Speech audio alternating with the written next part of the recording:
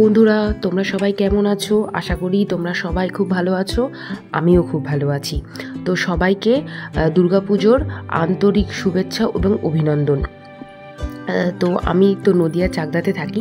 তো আজকে ব্লগ ভিডিওটা আমি আমার পাড়ার ঠাকুরের মন্দির দিয়ে শুরু করেছি। এটা হচ্ছে আমার পাড়ার মা দুর্গা, দেখতেই পাচ্ছ। তো আজ ছিল সপ্তমীর দিন, যেদিনের ভিডিওটা আমি করেছি। তো ওই দিন আমি আমার চাকদাই ঠাকুরগুলো দেখতে বেরিয়েছি। তো এখন আমরা যাচ্ছি চাকদা আরেকটা প্যান্ডেল দেখতে। এখানে দীঘার জগন্নাথ মন্দিরের আদলেই প্যান্ডেলটা করা হয়েছে। এটা হচ্ছে তার লাইটিং, মানে সপ্তমী আমি ভুল বললাম, আমরা ষষ্ঠীর দিন বেরিয়েছিলাম। ষষ্ঠীর দিনও দেখো কত যে ভিড়, মানে বলার কথা না। তো আমার এই মেকআপ ভিডিও রিল ভিডিওটা তোমরা দেখেইছো আশা করি, না দেখলে অবশ্যই আমার চ্যানেলে গিয়ে দেখে আসো রিল ভিডিওটা। তো এখন আমি, আমার মেয়ে, আমার হাজব্যান্ড এবং আমার ছেলে, আমরা চারজন বেরিয়ে পড়েছি মণ্ডপটা দেখার জন্য। তো লাইটিংগুলো এত ভালো লাগছিল।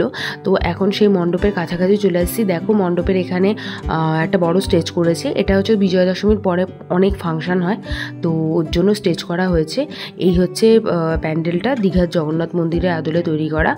আর এই হলো লাইটিং, ভেতরে মানে কারুকার্য বা শিল্পকলা বলতে পারো, খুব সুন্দর করেছিল প্যান্ডেলটা, মানে বেশ ভালোই লাগছিল দেখে।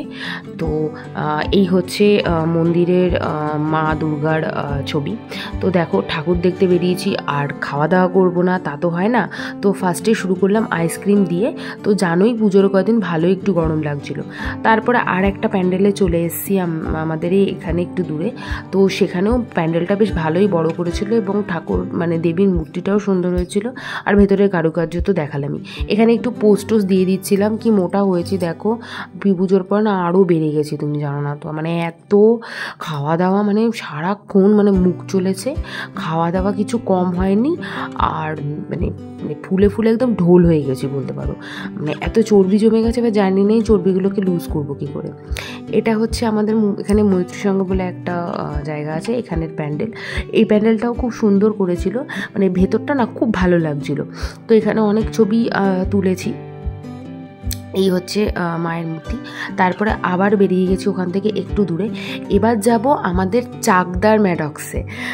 কেন ম্যাডক্স বলছি তোমরা দেখলেই বুঝতে পারবে, ঠিক আছে?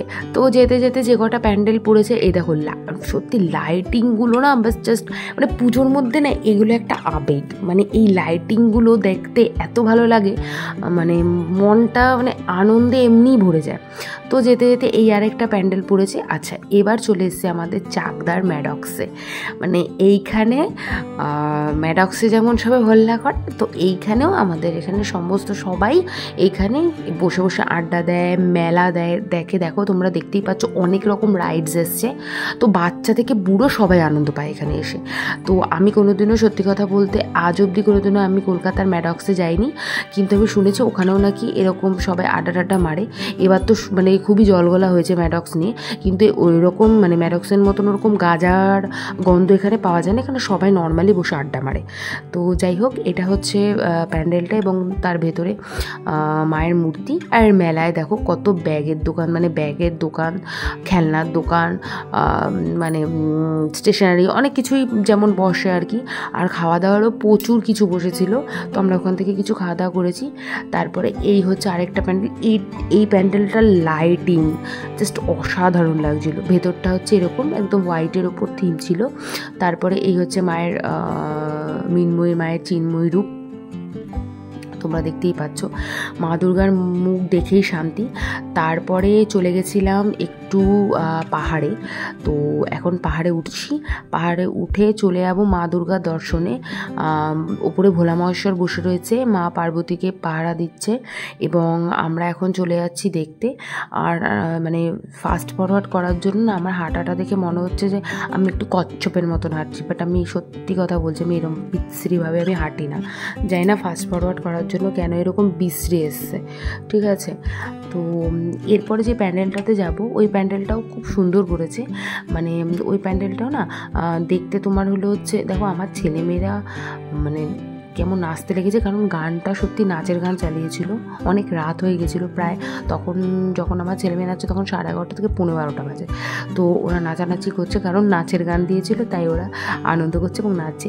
আচ্ছা, এই প্যান্ডেলটা না পুরো ধানের শীষ দিয়ে করা। তোমাদের মনে হবে লক্ষ্মী প্যান্ডেলে চলে এসেছি, কারণ প্যাঁচা দেওয়া, কিন্তু সত্যি খুব সুন্দর করেছিল।